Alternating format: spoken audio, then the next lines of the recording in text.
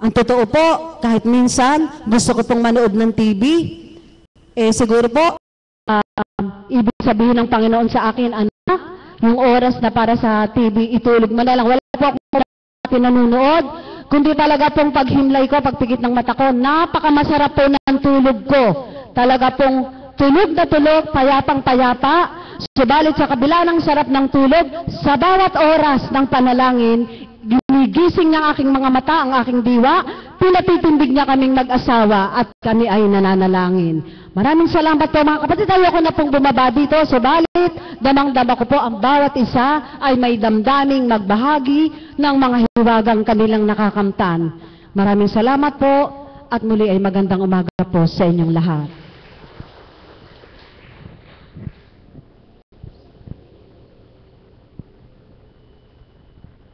Salamat po, mahal na kapatid. Doon po sa binahagi niyo, patunay lamang na ang Diyos na nating pinaglilingkuran sa dakong ito ay buhay. Palakpang po natin ng Panginoon. Talagang napakabuti ng Diyos sapagkat sa katotohanan po, yung binahagi ni kapatid, isa po akong saksi ron na hindi ko man po sinasabi sa kanya yung bawal o ano. Alam ko binibigyan siya ng lakas ng Panginoon Dahil yung paglilingkod mo kapag bukal sa kalooban mo, talagang kaya ko po nasasabi kasi sa akin po nagaganap din yun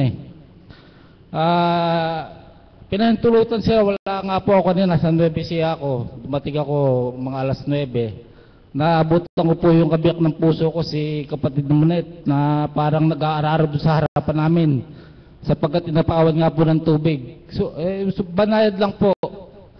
Hindi ko naman po pinasing kasi hindi ko po alam kung bakit gano'n ako kapatag talaga Dahil kuwan lang po yun kumbaga minor lang yun Sinabi ko na lang po na napakapalad nga natin dahil tayo ito lang naabot natin.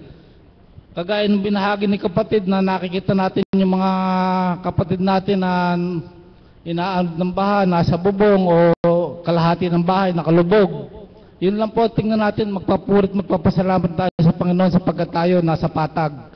Bagamat may manakanakang pagsubok, subalit hindi tayo pinahihintulutan ng agawan ng pahintulutan ng buhay na talagang sa pagtitiwala natin sa Panginoon, nakagabay at nakapatnubay sa atin. Kaya sa tuwing na lagi natin purihin at pasalamatan ng Panginoon. Ang ngayon naman po, tatawag daw po ako na isang magbibigay sa atin ng awitin na talagang angkin na natin na ang bawat awitin ay alay sa Panginoon na magbibigay sa atin ng lakas na sa bawat na sa atin. Si kapatid na bunso, Annalie.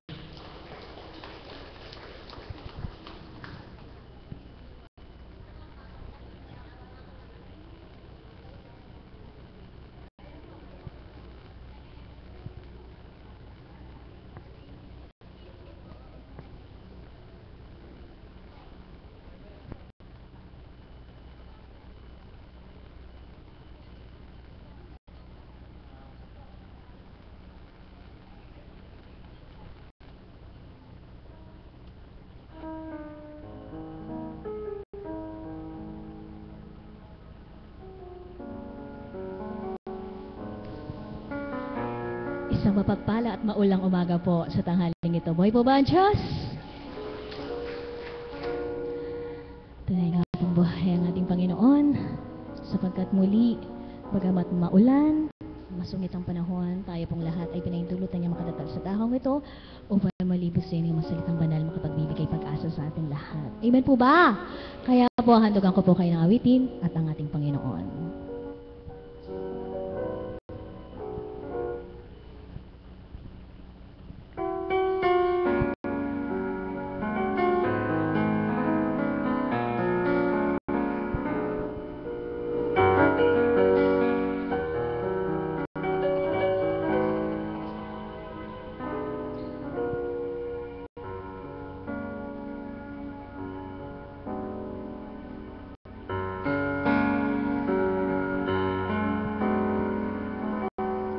Ikaw ang Panginoon ng aking buhay. Nasa aking pag-ibig ang laking aral sa tampis ng iyong pandigan. Ang lagi kong dasal ay manahan ako sa iyong pagmamahal. Ikaw ang Panginoon ng aking buhay. Nanunuyo sa aking puso sa tuwing nananambay nang ako ay manatili sabik sa may kapal. Panginoon ko aking minamahal. Di ako matatakot sa gitna man ng unos, pagkat nariyan ka, Panginoong aking sandalan ko. Sa piling mo tuwi na ay babalik ako nang di mawalay sa'yo.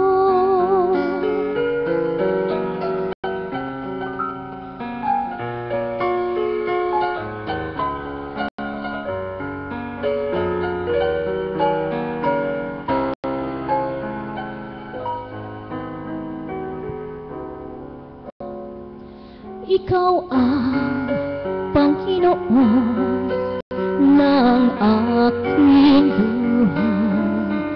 Nanunuyo sa aking puso sa tuwing nananambay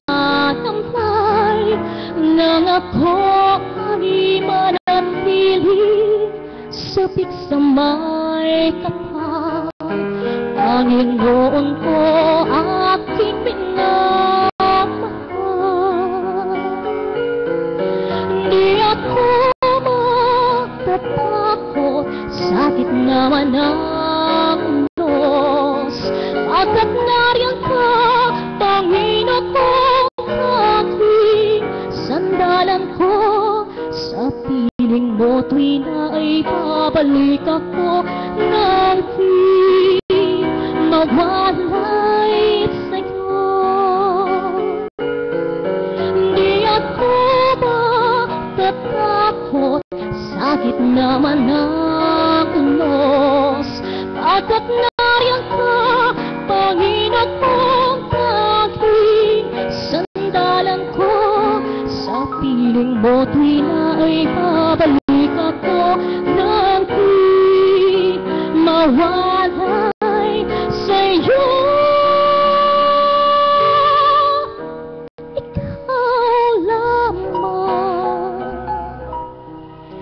ikaw Panginoon, ikaw ang aking buhay.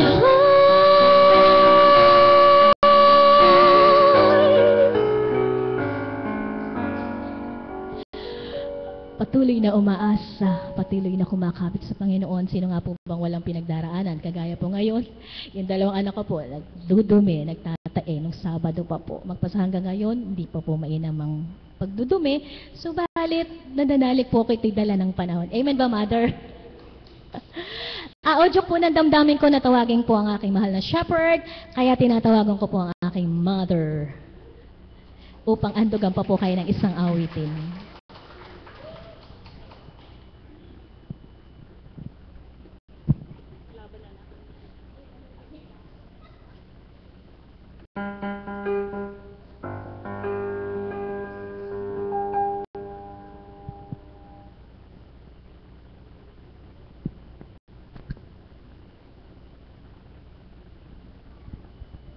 Sabi po ng aming mother of the house, laban. So, ipaglalaban po natin. Amen. Thank you po, Mother.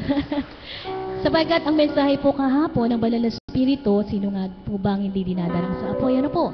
Lahat po tayo mga may pinagdaraanan. Subalit, nandoon man ang pagdalisay, hindi tayo pababayang mahulog para nagsagayin tayo madarang at malusaw. Amen po ba yun? Amen Handong po. tayo sa ginto, kaya mapapalad tayong dinadalisay at dinadarang ating Panginoon sa mga pagdalisay. Amen po? Amen.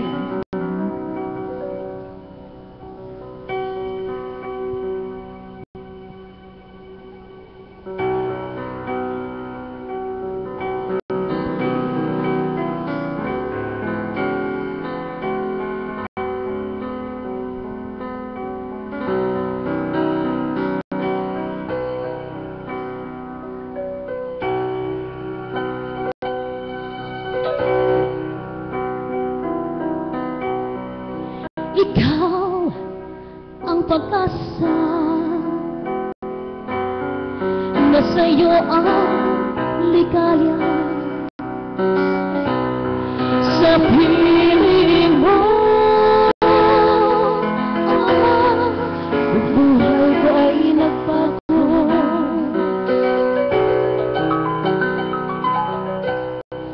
Aanhin pa ang buhay kung wala ka sa amin. Mabuti kang pumalang kung wala ka sa akin.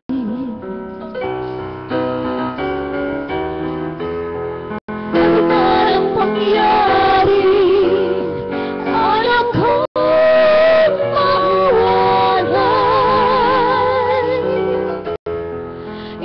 ipaglalaban ko ang pag-ibig mo. Ipaglalaban ko hanggang sa kabilang buhay ang ating pag-ibig, Ama ko.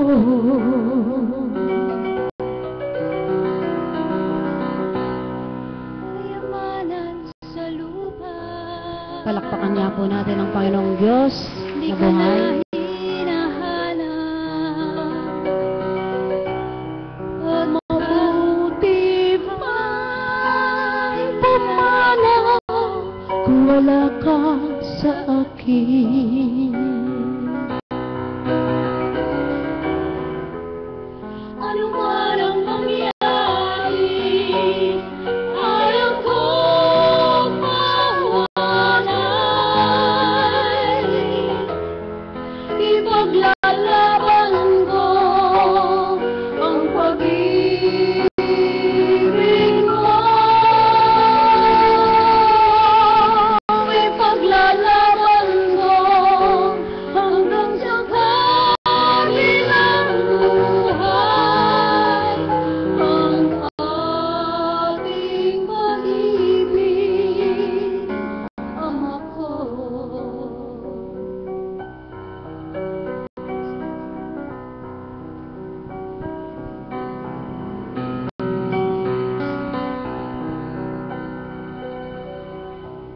Ikaw ang pag-asa, nasa iyo ang likaya,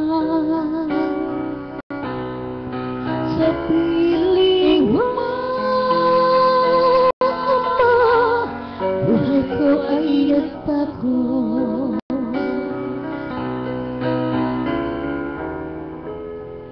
Ano man ang mangyari, ayaw kong mawalan. Ipaglalaban ko ang pag-ibig mo. Ipaglalaban ko hanggang sa kabilang buhay ang ating pag-ibig, Ama ko.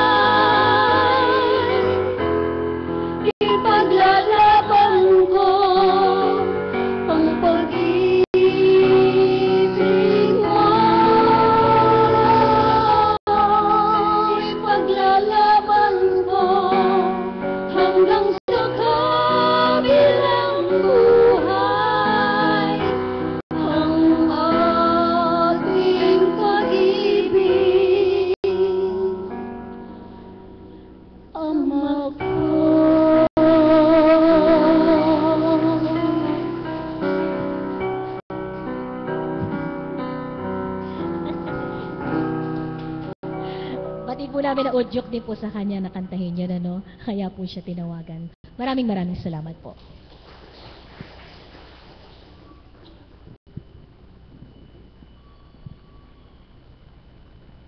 Maraming salamat po mga kapatid. Yun po talaga pong napakabuti ng Panginoon sapagkat ang bawat isa po gustong magalay ng awitin sa Kanya. Sabi ko nga po, yung bawat tumitindig dito magbibigay ng hindi sa kaganang Kanya, kundi sa ganang Panginoon. Kaya po muli tatawag ako ng isang aawit na batid ko po na kapag nakakapagalay siya ng awitin, lumalakas siya, si Tatabang Nagibara po.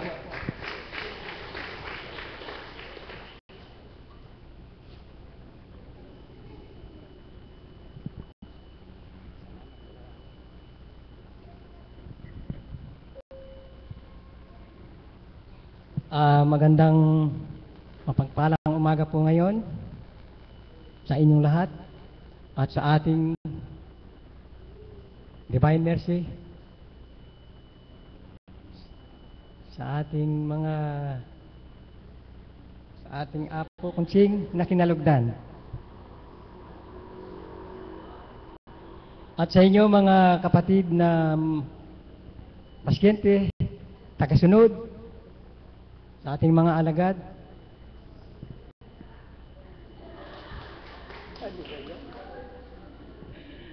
Nakakalimutan ko yun.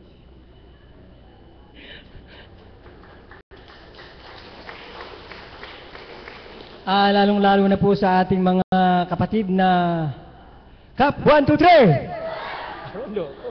Salamat sa inyo. Kadami ninyo. Ang awit ko pong ito ay para sa ating lahat.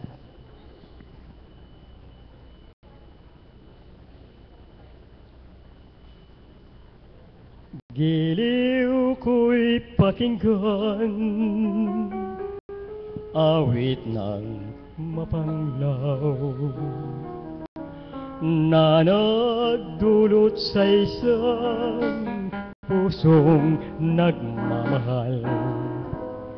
Huwag mong ipagkait, awa mo'y ilawit ng abang puso kong nasa iyo'y nagmamahal.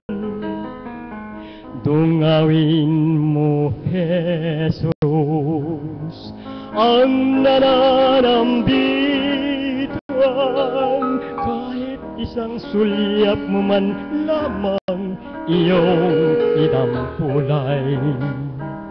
Sapagkat ikaw lamang ang tanging dalanginan ng puso kong sa'yo'y nabubuhay. Dungawin mo, Jesus, ang nananambitan, kahit isang sulyap mo man lamang iyong idampulay. Sapagkat ikaw lamang ang tanging dalanginan ng puso kong sa'yo'y nabubuhay. Buhay po ba ang Diyos?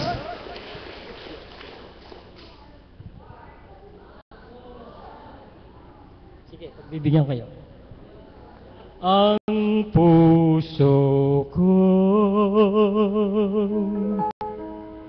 namamanglaw,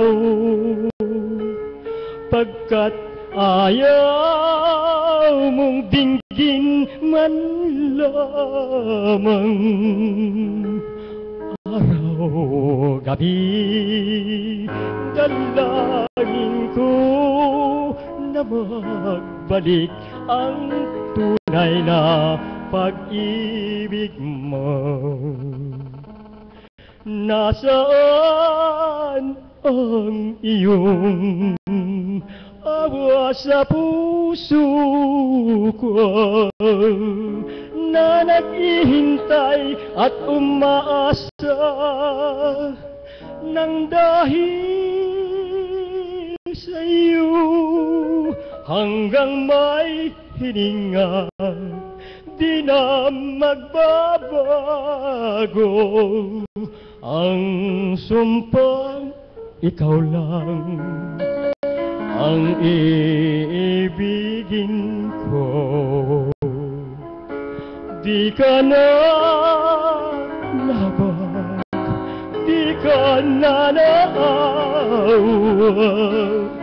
na naghihintay at umaasa nang dahil sa iyo hanggang sa mamatay di na magbabago ang sumpang ikaw lang ang iibigin ko. Salamat po, maraming salamat.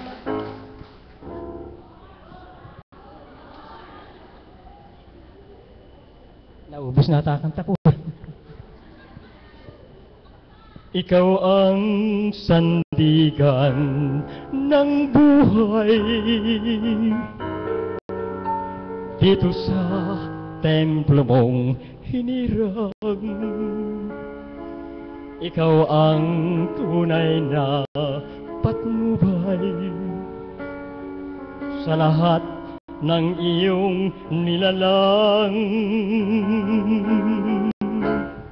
Nagpupuri sa iyo, O Diyos, Ama.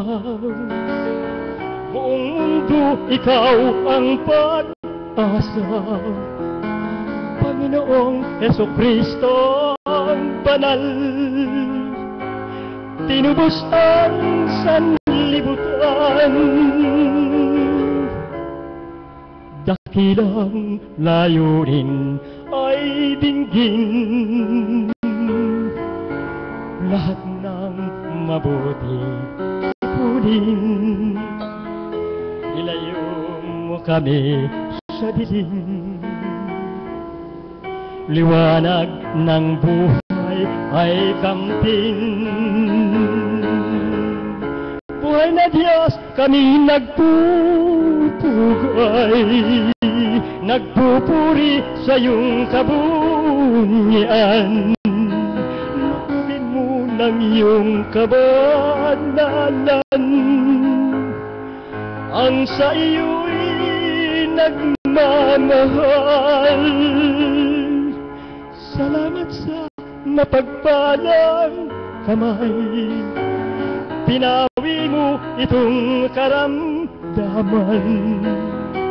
Espiritong banal ay nakamtan dito sa puso't isipan. Apo Kunching, ikaw ang patnubay, mga haplos ng iyong mga kamay, kagalingan ng may karamdaman, galing sa Diyos nating buhay, galing sa Diyos nating buhay. Salamat po, salamat po.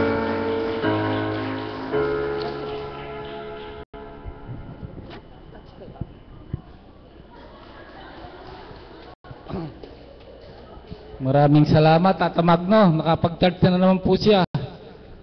Kasi po siya, sinabi po sa akin no, na kapag siya umaawit, talagang lumalakas siya. Totoo po iyon. Kahit po sino sa atin, kapag nakapagpahayag ng kabutihan ng Panginoon, talagang mabibigyan po tayo ng lakas. Batid ko naman po na maraming gusto sa inyo. Subalit, kasi po, pinapasabali ng kami. Kaya nga po sa tuwina, sinasabi sa atin na huwag tayong mahiya. Ipagsigawan natin kung ano yung natanggap natin sa dakong ito. Ngayon naman po, tatawagan ko isang kapatid na taga-Tondo na magpapahayag ng kadakilaan ng Panginoon. Si kapatid na taga-Tondo po, Emma. kapatid na Emma.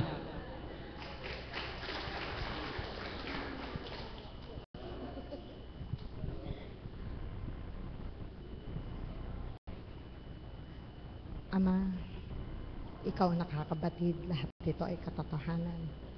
Naganap sa amin. Lupa kong tinubuhan. Salamat po, Ama. Magandang umaga po sa buong kapatiran.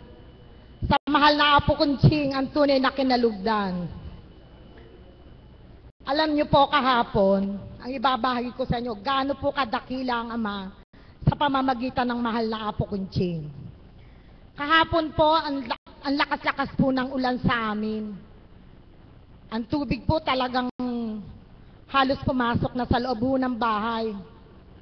Alam niyo ba, alas 10 pasado ho, habang ako po ay naglilimas ng tubig, ang naiisip ko po ang vigil namin. Sabi ko, Ama, kalooban mo po ang magaganap kung kami po ay makakapag-vigil bukas. Ibig sabihin ko po ngayon. Alam niyo po ba, habang ako po ay naglilimas ng tubig, andun po ang ulan, talagang balong na balong po, akala mo po bang pinatatawag. Pero nung mga nakaraang araw po, nung ako po ay nagpupuri, bago po naganap talaga ang malakas na ulan, nakita ko po ang mukha ng mahal na ina sa langit. Alam niyo po ba, parang ang tingin ko sa kanyang mata ay para po bang pulse ng tubig na may luha. Ang pumasok po sa isip ko ay yung apparition ng mga 1990s pa ho, na talagang nagmamakaawa na ang mahal na ina, na magbago na po tayong lahat, lumapit na po tayo sa Panginoon, at talagang nalalapit na ang paghuhukom. Alam niyo po ba, habang nagninilay ako, nang ako'y naglilimas, naisip ko po ang mahal na Apo Kunching. Mangiyak-iyak na po ako kasi talaga pong ang tubig, walang patid, talaga pong akala mo pinatatawag po, talagang konting-konti na lang na naman ho, papasok na naman doon sa ginawa po naming stopper. Tuloy po ang limas ko, mga 10:30 po, nag-ano na po ako sa banal na espiritu. After 15 minutes po, nag-text po ang mahal na Apo, purihin ko po ang Ama.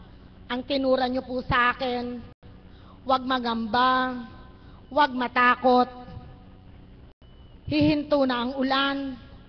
Ipinakikita lang sa tao na ang tao rin ang may kasalanan, bakit nagkakaroon ng malaking baha ang nagaganap sa kamay nila, ang kahit saan dako.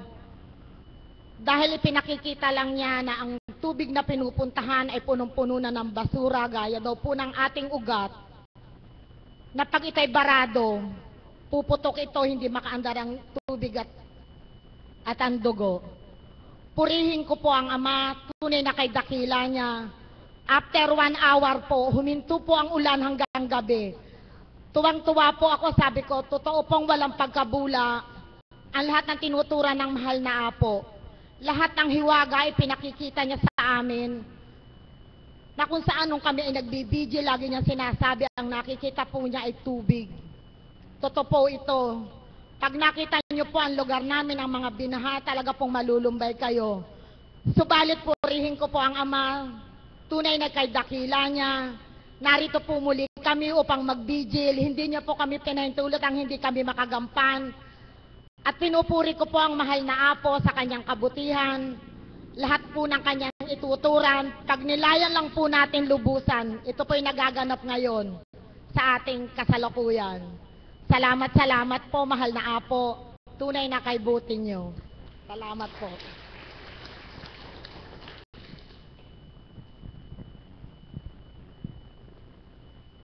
Maraming salamat po, kapatid. Tunay nga po yung tinuran nga na bawat binibitawan salita ng mahal na Apo nagaganap. Sapagkat hindi po tao kundi bilang espiritu mula sa Ama. Kaya sa tuwin na tayo na nakikinig ng salita ng Panginoon sa pamamagitan ng mahal na Apo, pakanan naman po natin at isabuhay natin upang mapatunayan natin sa sarili natin na ang Diyos pala tunay na buhay sa dakong ito. Ngayon po, gusto ko pong tawagin yung ating kapatid na alagad na may karawan na upang magbahagi na at si kapatid na Rowena po.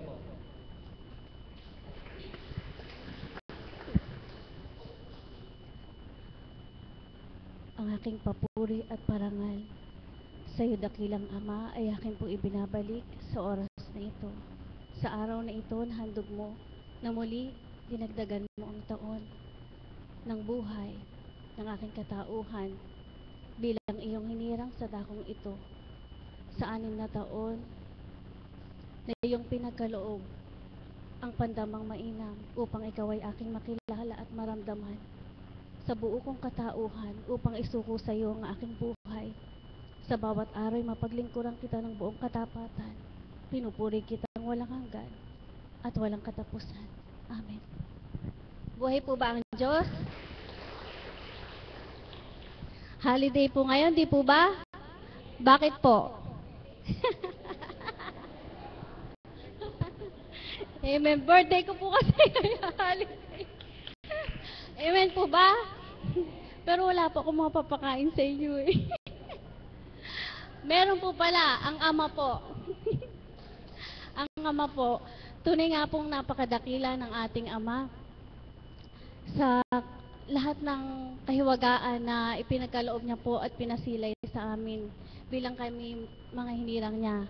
Ako po bilang isang alagad, nagpapasalamat po ako sa Kanya sapagkat niloob po niya na mamulat at magising sa katotohanan. Itong ang aking pong katauhan sapagkat sa una ko pong buhay, sapat na po sa akin yung maligayahan ako sa nakikita ng aking mga mata. Sapat na po ako sa nakakamta ng aking mga kamay. At sapat na po sa akin yung bawat araw. Sabihin na po natin na sa ikagagalak lang po ng katauhan bilang taong-tao.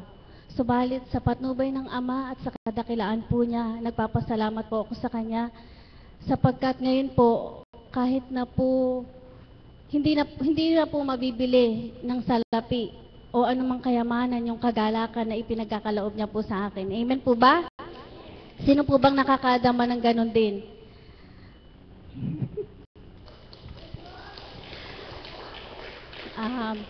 Mapalad nga po yung nasisihan at nagagalak sa hindi lamang material na bagay at hindi lamang nakakamtan na mabibili ng salapi, kundi po yung galak na kaloob na mula sa Diyos na sa ating puso po ay mararamdaman sa pamamagitan lamang po ng Kanyang mga banal na salita at aral. Amen po ba?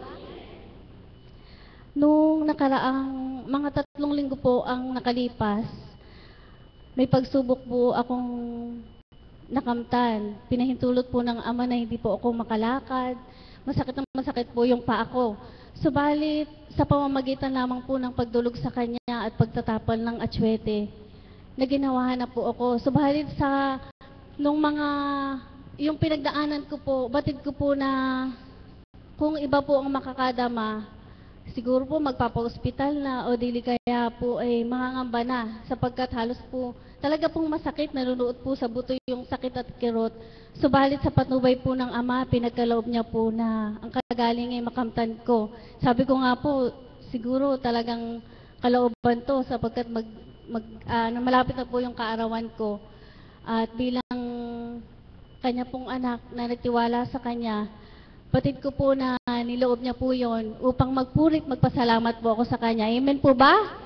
Sapagkat bawat isa po sa atin, meron po tayong mga bagay na nakakamtan, kapahintulutan ng Ama para po tingnan ang ating pong katatagan at saka po para hindi po tayo makalimot sa Kanya sa pagtawag po sa Kanya. Kung minsan kahit maliit na bagay lamang po, kung ating pong pahahalagahan ang pagkilos ng ating Panginoon sa ating katauhan, doon lamang po mapupurihan na po natin siya mapaparangalan. Amen po?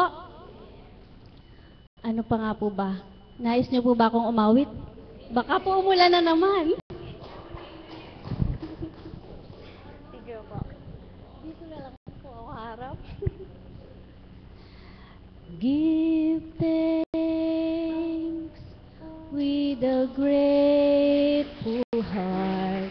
Give thanks.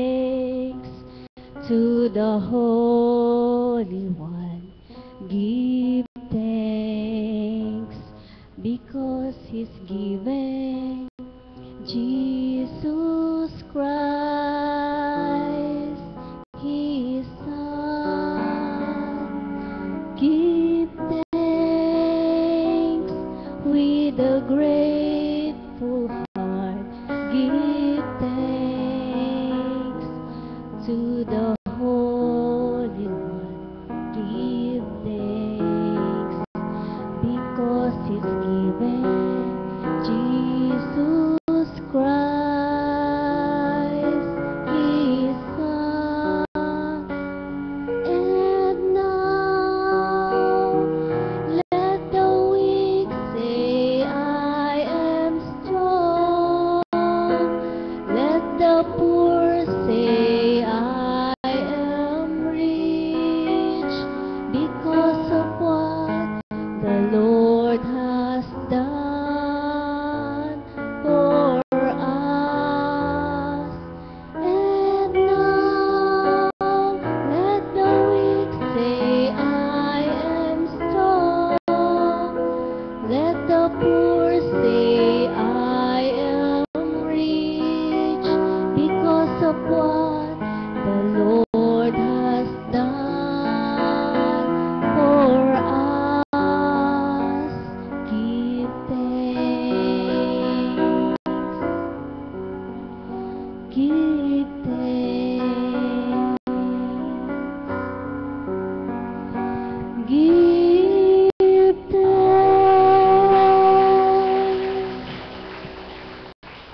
Papuri sa iyo, Ama. Salamat po sa araw na ito. At naway tanglawan niyo't liwanagan kaming lahat na naririto upang higit ka naming matanggap, higit ka pa naming madama, upang huwag mawala sa aming mga isip at damdamin ang iyong kaloob sa amin saan man kami naroroon, saan man kami pumaroon.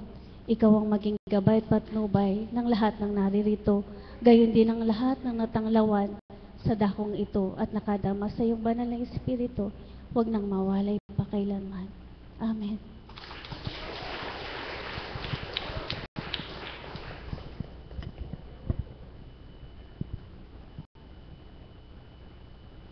Maraming salamat po kapatid, maligayang kaarawan sa iyo. Maraming salamat po sa mga nagbahagi. Isa lang